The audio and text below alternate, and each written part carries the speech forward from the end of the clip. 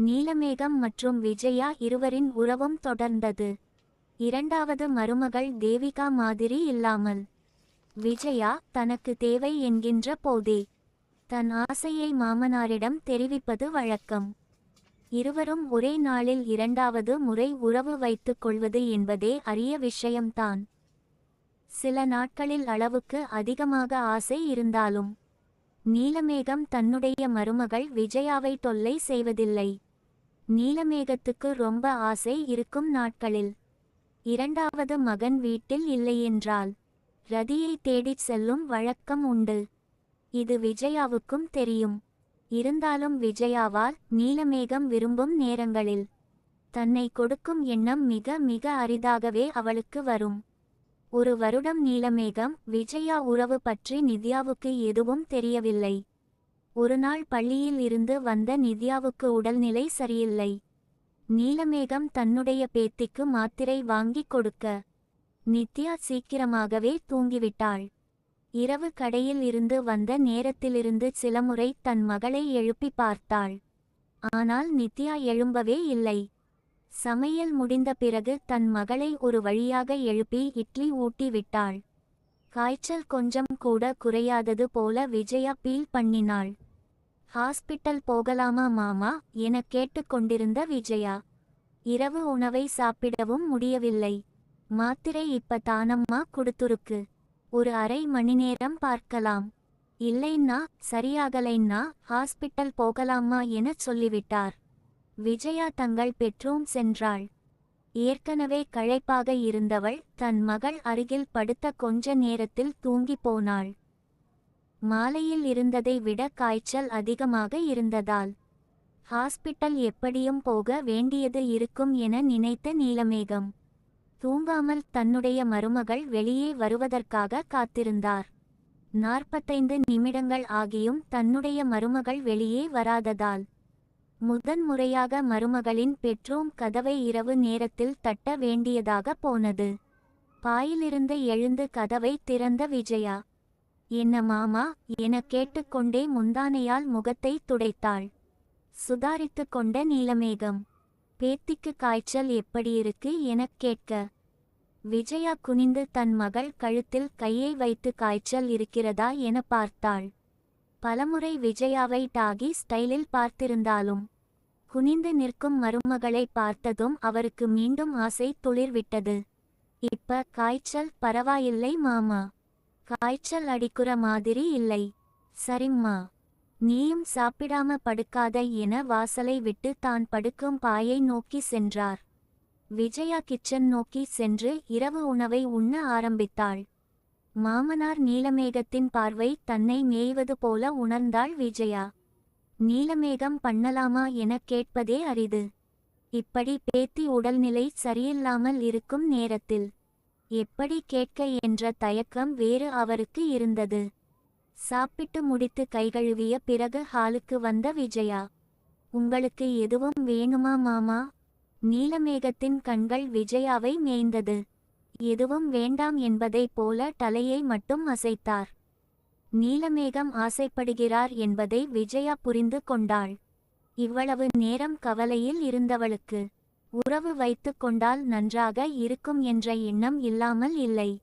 மீண்டும் தன் பெட்ரூம் சென்ற விஜயா தன் மகளின் கழுத்தில் கையை வைத்து காய்ச்சல் இல்லை என்பதை உறுதி செய்து கொண்டாள்.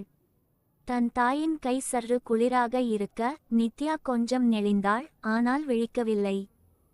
மீண்டும் தன் மகளின் கையில் தன் கையை வைத்து உசுப்பி தன் மகள் தூங்குகிறாள் என்பதை உறுதி செய்து கொண்ட விஜயா அறையை விட்டு வெளியேறிய பிறகு கதவை லாக் செய்தாள். தன் தாயார் இரண்டாவது முறை தன்னுடைய குளிரான கையால் தொட்ட பிறகு நித்யாவின் தூக்கம் கலைந்தது. கண்களை திறந்த வினாடி கதவு மூடியது. அம்மா டாய்லெட் போறாங்க போல என தன் தாயாரின் வருகைக்காக காத்திருக்க ஆரம்பித்தாள் நித்யா. கிட்டத்தட்ட 10 வினாடிகள் ஆகிய நிலையில் அறைக்கு திரும்பாத தன் தாயாரை தேடிச் செல்லும் எண்ணத்தில் பாயிலிருந்து எழுந்தாள் நித்யா. கதவை திறக்க முயற்சி செய்தவளுக்கு நான் உள்ள இருக்கும் போது அம்மா ஏன் கதவை பூட்டினாங்க? ஒருவேளை சின்ன வயசுல நடந்த மாதிரி எதுவும் என பயமும் வந்தது. தாத்தா நம்ம காவலுக்கு இருக்காங்க. சின்ன வயசுல வீட்டுல கல்லெடுத்து எரிஞ்ச மாதிரி எதுவும் வாய்ப்பில்லை என நினைத்தபடி அம்மா அம்மா கதவை தட்டினாள். நித்யா கதவை தட்டுவது மற்றும் அம்மா என கூப்பிடும் சத்தம் கேட்ட விஜயா தன் மாமனாரின் வாயிலிருந்து வெளியே இழுத்தாள்.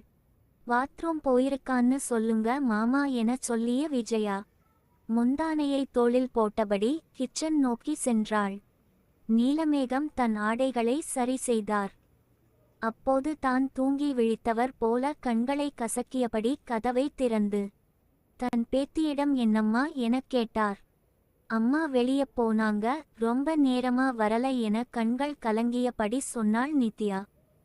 நீ இங்கேயே இரு, நான் பார்த்துட்டு வர்றேன் என நீலமேகம் தன்னுடைய மருமகளை தேடிச் செல்வது போல சென்றார். ஆடைகளை சரி செய்த பிறகே பெட்ரூம் நோக்கி வந்தாள் விஜயா. வயிறு சரியில்லை என மகளிடம் சொன்னாள். நித்யா யூரின் போக வேண்டும் எனச் சொல்ல தன் மகளை பாத்ரூமுக்கு அழைத்துச் சென்றாள். டாய்லெட் சென்றால் கால்களை நன்றாக கழுவ வேண்டும் என விஜயா அட்வைஸ் செய்வது வழக்கம்.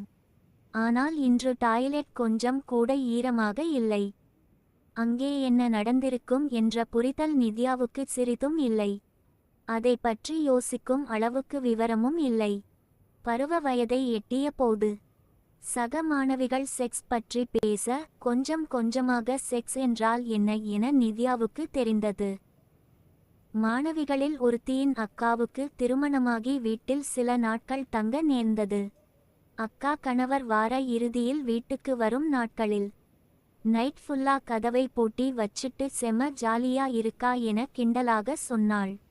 கதவை பூட்டி விடுவார்கள் என சொன்னதை கேட்ட பிறகு வீட்டில் நடந்த விஷயம் நித்யாவுக்கு ஞாபகம் வந்தது.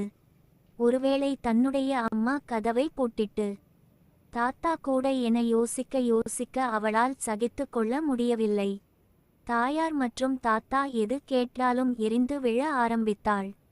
நீலமேகம் மற்றும் நித்யா இருவரும் வயது கோளாறு என நினைத்தார்களே தவிர கள்ளத் தொடர்பு பற்றி யோசிக்கவில்லை. வயதுக்கு வந்தாள் நித்யா. ஆனாலும் அவளது கோபம் கொஞ்சம் கூட குறையவில்லை. தாத்தா மற்றும் அம்மா இருவரும் உறவு செய்வதை ஒருமுறை கூட பார்க்கவில்லை. இருந்தாலும் ஏதோ செய்கிறார்கள் என்ற கோபம் மட்டும் அவளுக்கு குறையவே இல்லை. வயதுக்கு வந்த ஒரு வருடத்துக்குள் நீலமேகம் இறந்து போனார். தோழிகளில் சிலர் குறிப்பிட்ட நாளில் செம இருந்தது, யாரையாவது புடிச்சு வச்சு எல்லாம் செய்யணும் போல இருந்தது என சொல்வதை பலமுறை கேட்டிருக்கிறாள். சிலமுறை அதே பீல் நித்யாவுக்கும் வந்தது. தோழிகள் செக்ஸ் பற்றி கிண்டலாக பேசி சிரிக்கும் போது ஆம்பளை துணை இல்லாம ரொம்ப கஷ்டமா இருக்கோ, வீட்டுல கல்யாணம் பண்ணி வைக்க சொல்லுடி என செக்ஸ் பற்றி பேச ஆரம்பித்தவளை இன்னொருத்தி கிண்டல் செய்தாள். அம்மா பாவம் என்ற எண்ணம் நித்யாவுக்கு வந்தது. ஆசை வேறு, தேவை வேறு. அம்மா ஆசையில் எதுவும் செய்திருக்க வாய்ப்பில்லை என்ற எண்ணம் வர நித்யாவின் கண்கள் கலங்கியது. அன்று இரவு தாயாரை பார்த்ததும் கட்டிப்பிடித்து முத்தம் கொடுத்தாள் நித்யா. அன்று முதல் சிறு வயதில் பேசுவது போல தன் தாயாரிடம் பெரும்பான்மையான விஷயங்களை ஷேர் பண்ண ஆரம்பித்தாள். அவர்கள் உறவை புதுப்பித்து கொண்டாள்.